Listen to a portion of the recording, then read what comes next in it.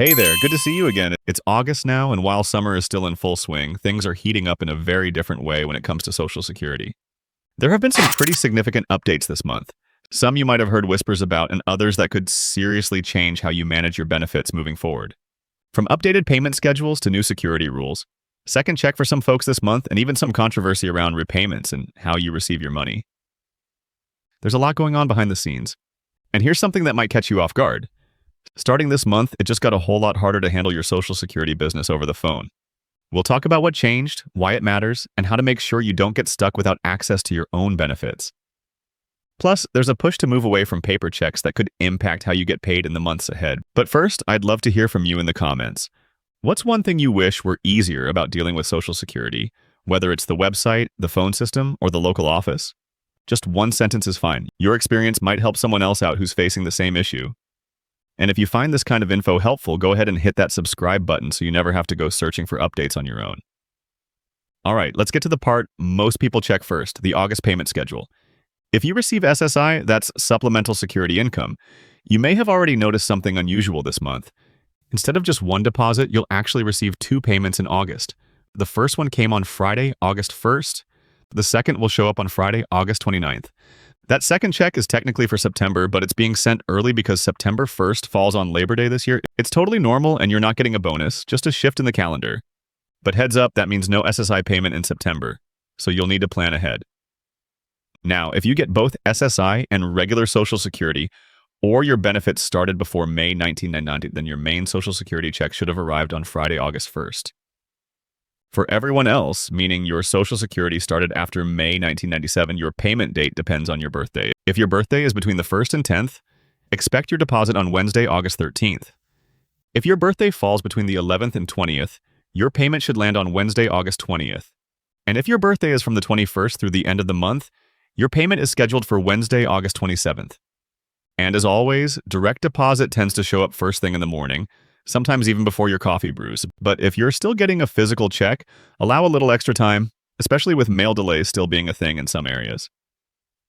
Speaking of that, there's a big push underway to encourage everyone to switch to direct deposit or a direct express debit card. The SSA has made it clear that they prefer not to send out paper checks, and they've already phased them out for most people. But despite earlier discussion, paper checks are not going away for everyone. If you don't have access to a bank account or electronic payment system, you can still receive a paper check. That said, if you do have a way to switch, now is a great time. It's faster, safer, and less likely to get lost in the mail. Now, let's talk about one of the biggest changes this month, and it's got people confused. Starting in August, you can no longer verify your identity over the phone for certain Social Security tasks. So if you're trying to change your address, check your benefit info, or make updates, you'll either need to log into your My Social Security account online or visit a field office in person. And yeah, that's a pretty big shift. The SSA says this change is all about security. Too many scam attempts, too many people getting impersonated over the phone. And on paper, that makes sense, but here's the problem. Millions of Americans either don't have reliable internet or aren't comfortable using it. So while this might stop some fraud, it could also make life harder for people who already face tech barriers. After a lot of pushback, the SSA did clarify one thing. You won't be forced to go to an office just to prove who you are. If you can use the online portal, great. But if not, you can still work things out in person when needed. Even so, just know this change is permanent and starts this month. So if you've been putting off setting up your online account, now's the time.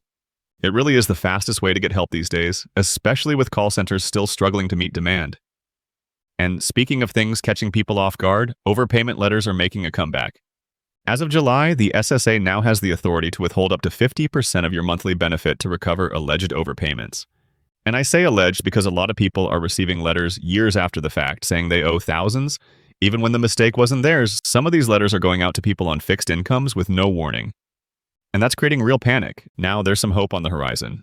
A bipartisan bill in the Senate aims to reduce the burden of Social Security overpayment clawbacks by limiting recoveries to certain cases and forgiving debts that are more than 10 years old, but it hasn't passed yet.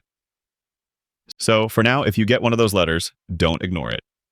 You can file an appeal, ask for a waiver, or set up a payment plan, but the key is to respond quickly. Now, on the tech side, the SSA has been rolling out some much-needed upgrades. After years of relying on outdated systems, they're finally replacing old software and making the website more reliable.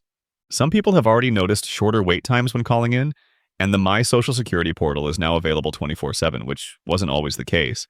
It's still a work in progress, but it's starting to make a real difference. And here's something that actually went right. Remember those changes to the windfall elimination provision and government pension offset? They're gone. And the SSA didn't just repeal them. They also managed to get retroactive payments out to over 3 million people 5 months ahead of schedule. That's over 17 billion returned to public servants like teachers and first responders who'd been shortchanged for years. If you were impacted, hopefully you've already seen that money. If not, check your account or contact SSA directly to confirm your eligibility. Also, if you've heard anything about Trump accounts, let's clear that up too. These are new investment accounts for babies born between 2025 and 29. Every child gets a $1,000 deposit to start, and family members can contribute more over time. It's meant to promote saving early, but the political firestorm came when someone in the administration called it a potential path toward privatizing Social Security. Now the White House is saying no. No, that's not the plan. The accounts are meant to supplement Social Security, not replace it. Still, if you're hearing chatter about this being the beginning of privatization, that's why. Whether it stays supplemental or shifts into something bigger down the line, we'll have to wait and see. And while we're on the topic of big changes, don't forget about those solvency concerns. Even with all the updates in modern systems, the trust fund is still projected to run short in the early 2030s. And if Congress doesn't act, benefits could be cut by as much as 24% starting in 2033. Also, one idea floating around again is switching to the CPI. That's a different inflation measure that better reflects how seniors actually spend their money, especially on healthcare and housing. Some say it's long overdue. Others worry it could speed up insolvency. Either way, nothing's passed yet, so it's just something to keep an eye on for now. All right, so what should you do this month? First, if you get SSI, remember you'll see 2 payments in August, but that means nothing in September. Don't let the early check throw off your budget. Second, if you haven't already, set up your online SSA account with the new phone restrictions. It's really the best way to stay in control of your info. Third, if you're still receiving paper checks and you have a way to switch, consider enrolling in Direct Deposit or Direct Express. It's not required for everyone, but it is strongly encouraged and it can save you some future headaches. And fourth, if you're affected by any of the policy changes from overpayment letters to the repeal of WP and GO, double-check your benefit status. A lot of people are seeing changes this month, and it's better to be proactive than surprised. Hey, quick question before we wrap up. How do you feel about all these rule changes lately? Has it made things easier or just more confusing? Let me know in the comments. I really want to hear what your experience has been like. And if you found this helpful, please give a thumbs up so more folks can stay informed. And if you haven't subscribed yet, now's a good time because between modernization, benefit shifts, and new programs, there's always something new happening with Social Security. Take care of yourself, budget smart with those payments, and I'll catch you again next time.